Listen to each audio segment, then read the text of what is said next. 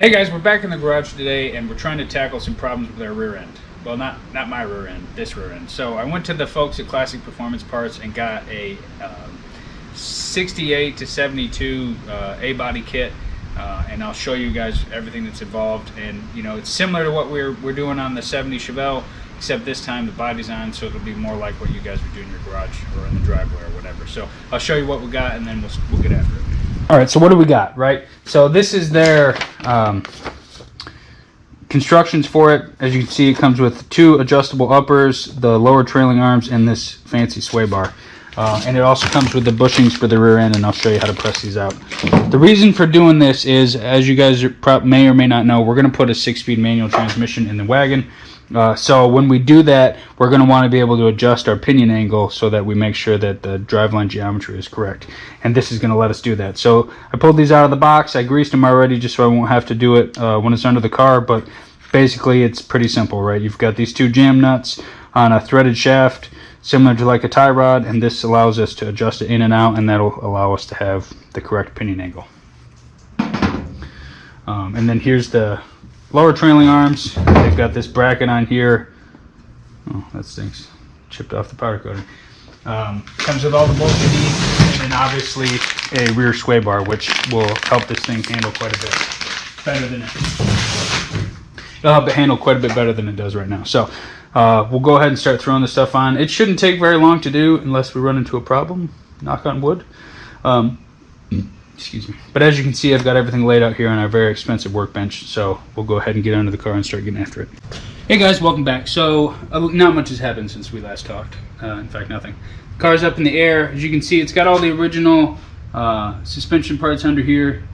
The only thing sort of different about my rear end is the rear springs were kind of soft. I tried to get a set of replacement springs, but they were too short, so I ended up putting some coil spring spacers on this to give me enough clearance so that when the back's full of 100 kids and suitcases or whatever, the rear tires don't rub, which seemed like way more fun than going to smaller tires. So the constructions say the first thing you got to do is get it up in the air and support the vehicle in such a way that the rear suspension can be disassembled, which seems like a really short way of saying something. So I've got it up in the air where I can easily work on it with my gorilla arms, and then the next step we have to do is we're going to take the shocks out so that we've got our full suspension rebound, give this a little bit more room. We're going to take these uppers out. We're going to match the length, and I'll show you how to do that with our new ones before we put those back in. And then we're going to press out these bushings that are on the rear axle, which look like Moses might have taken them with him on the ark. So that's good that we're in here replacing this anyways. And then once we have the uppers in, we'll go ahead, or once we put the bushings in, we'll put the uppers back, the new uppers on, we'll put the lowers on, and then we'll attach this fancy sway bar, roll bar thing. Turns out it's a combination. It's a anti-sway bar and an anti-roll bar. You know, so it was cheaper on sale. Anyways, bad jokes aside, we'll go ahead and start taking this thing apart. But I would like to do this without taking the springs out because it was kind of a pain in the butt to get them in.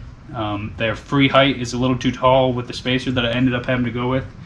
So I'm really hoping we can do this without taking the springs out and having to fight that. Because it's like a 4-handed job that I have to do 2-handed. So we'll go ahead and start taking this thing apart as soon as we have the tools to do that with. Okay, so we went ahead and disconnected. I say we, it's just me. That's stupid. Went ahead and disconnected the rear shocks at the bottom so that we can get all the movement out of this thing that's possible. We're going to go ahead and break the bolts loose for the uppers, and then we'll take them out and match the lengths. So here we go. Okay, now we got the springs out of there. It'll make it way easier to do all this. Should have done it in the first place, but you live, you learn, right? Okay, so there's the old one. As you can see, it's stamped. Not all that strong. These adjustable ones would be a lot nicer. Plus, these bushings are real wore out. So now we can take these old ones, and the new ones, and we'll match them lengthwise. So we'll get it kind of close, and then we'll use the old bolts to get it perfect. You want to try to evenly lengthen it.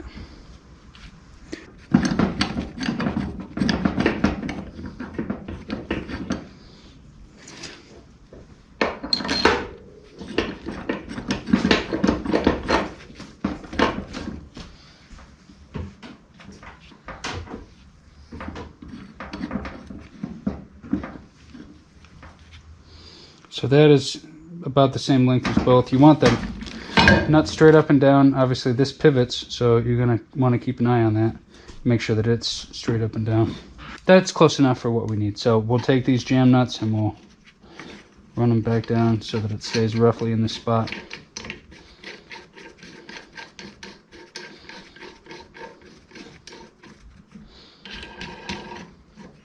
Now that one's ready to go. Throw it on and we're ready.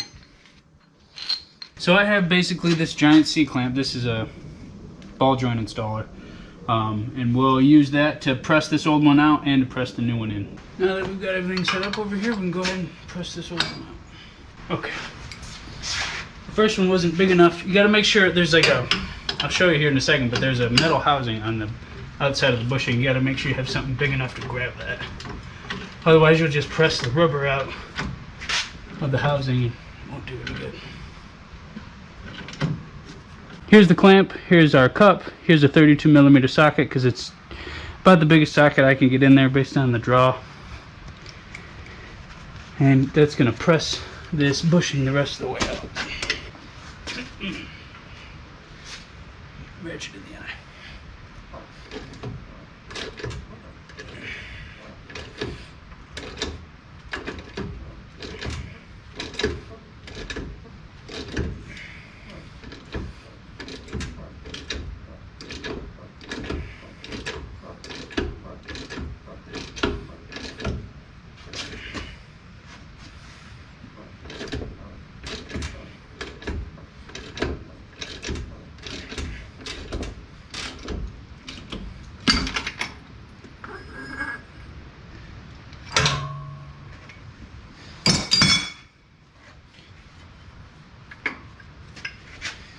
So here's our old bushing.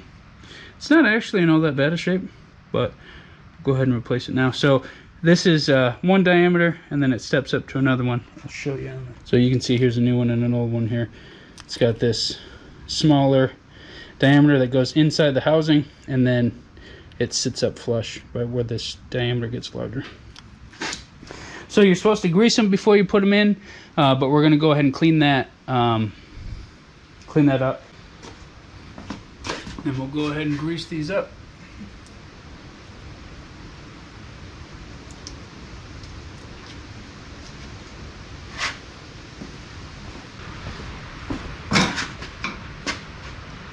And then this face goes out, obviously.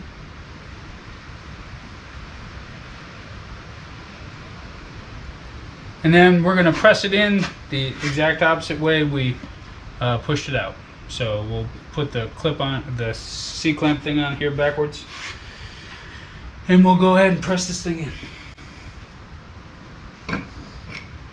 The only difference is this time you don't have to worry about squeezing, because you get to use this whole face. You can use something bigger like this and press against it. You don't have to worry about it having to fit through the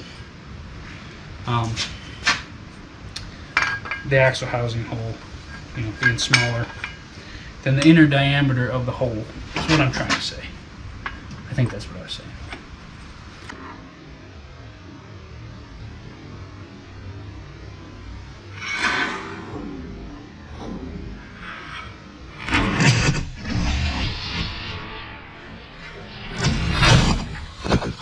Don't you worry, guys. We'll get it. We'll get it eventually.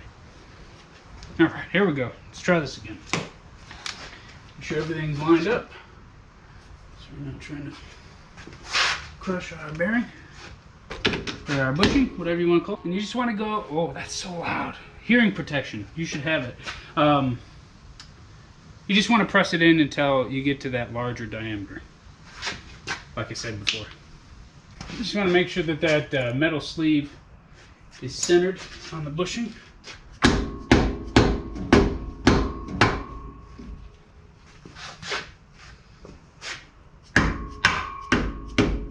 Okay. And then obviously this big part goes on the thingy, and the other one goes on the what's it. So you want to install it so that the grease fitting is down, so that way you can get to it later. And then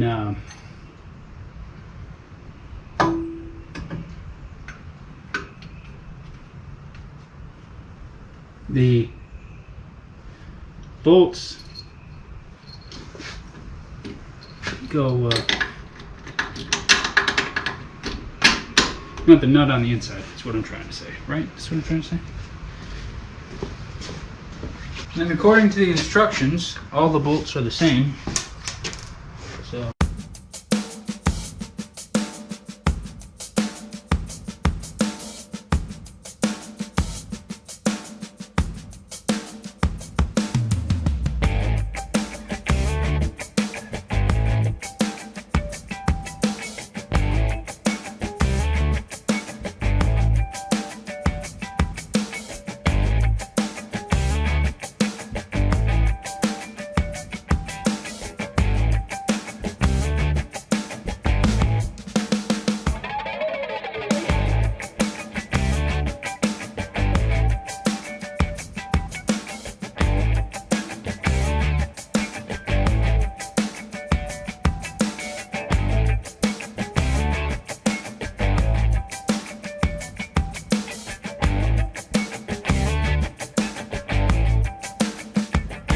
So we've got both of the uppers on, and I'm going to leave the jam nuts kind of loose right now. That way, when I drop it on the ground, put the weight of the vehicle back on the suspension, I can adjust those and get my pinion angle exactly where I want it to be. So now we just got to knock the lowers off, throw the new ones on, and then put the springs back in. Then we can put the sway bar in, then we're all done. So if only it was as easy as it sounds. So I'm going to go ahead and knock these loose.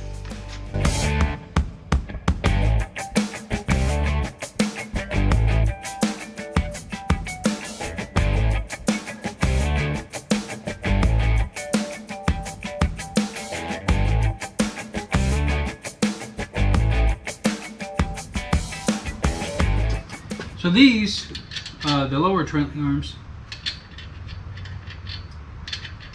the bracket for the sway bar goes on the inside and on the bottom. So, tip of the day. You know, if a fella were smart, he would have cleaned up all the suspension and frame stuff and painted them. But I'm not smart, so clearly I didn't do that.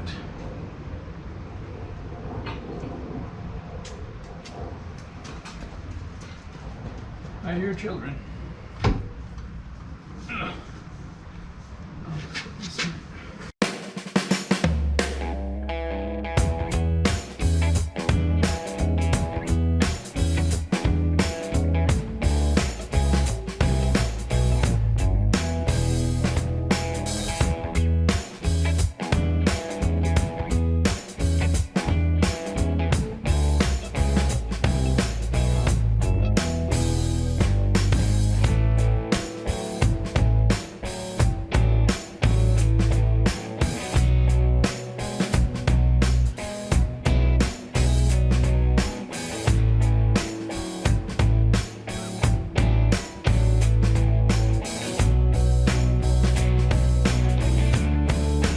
I put it on the lowest hole to give me the most clearance around the pumpkin,